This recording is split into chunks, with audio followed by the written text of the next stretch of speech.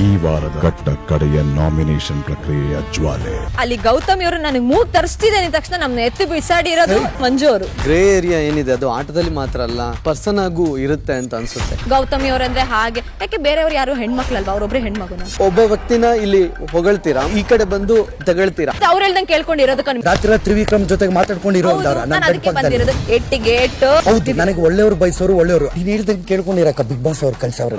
ಈ ವಾರದ ಕಟ್ಟ ಕಡೆಯ ನಾಮಿನೇಷನ್ ಪ್ರಕ್ರಿಯೆಯ ಜ್ವಾಲೆ. ಅಲ್ಲಿ ಗೌತಮಿ ಅವರು ನನಗೆ ಮೂಗ್ ತರಿಸ್ತಿದೆ ಅಂದ ತಕ್ಷಣ ನಮ್ನ ಎತ್ತಿ ಬಿಸಾಡಿರೋದು ಮಂಜು ಅವರು. ಗ್ರೇ ಏರಿಯಾ ಏನಿದೆ ಅದು ಆಟದಲ್ಲಿ ಮಾತ್ರ ಅಲ್ಲ ಪರ್ಸನ್ ಆಗೂ ಇರುತ್ತೆ ಅಂತ ಅನ್ಸುತ್ತೆ. ಗೌತಮಿ ಅವರಂದ್ರೆ ಹಾಗೆ, ಯಾಕೆ ಬೇರೆಯವ್ರು ಯಾರು ಹೆಣ್ಮಕ್ಳಲ್ವಾ, ಅವ್ರೊಬ್ರೆ ಹೆಣ್ಮಗುನ. ಒಬ್ಬ ವ್ಯಕ್ತಿನ ಇಲ್ಲಿ ಹೊಗಳ್ತೀರಾ, ಈ ಕಡೆ ಬಂದು ತಗೊಳ್ತೀರಾ. ಅವ್ರು ಹೇಳ್ದಂಗೆ ಕೇಳ್ಕೊಂಡಿರೋದಕ್ಕೆ ರಾತ್ರಿ ತ್ರಿವಿಕ್ರಮ್ ಜೊತೆಗೆ ಮಾತಾಡ್ಕೊಂಡಿರೋ ನಾನು ಅದಕ್ಕೆ ಬಂದಿರೋದು. ಎಟ್ಟಿಗೆ ಹೌದು, ನನಗೆ ಒಳ್ಳೆಯವರು ಬಯಸೋರು ಒಳ್ಳೆಯವರು. ನೀನ್ ಹೇಳ್ದಂಗೆ ಕೇಳ್ಕೊಂಡಿರಕ್ಕ ಬಿಗ್ ಬಾಸ್ ಅವ್ರು ಕಳ್ಸವ್ರು.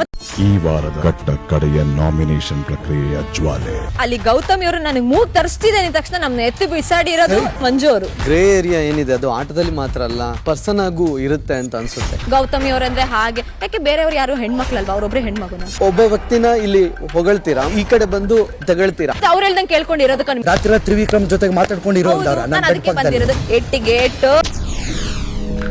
SS ಟಿವಿ ಸಿನಿಮಾ ಜಗತ್ತಿನ ಕ್ಷಣ ಕ್ಷಣದ ಸುದ್ದಿಯೊಂದಿಗೆ.